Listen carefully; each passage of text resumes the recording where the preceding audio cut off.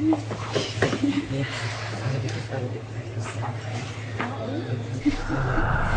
भाई, क्या हाल है?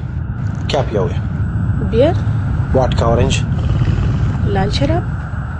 क्या मुझे लेमन जूस मिलेगा? जूस? क्या तुम यहाँ जूस पीने के लिए आए हो? क्या तुम हमारे साथ शराब नहीं पियोगे? तुम गाजर या मूली का जूस क्यों नहीं लेते? सबसे अच्छा है कि तुम दूध का गिलास पी लो। तुम हमारे साथ शराब क्यों नहीं पीते? ये हल्की है, कोई नुकसान नहीं होगा। हाँ, ये सही है कि शराब हल्की होती है। चलो एक गिलास शराब।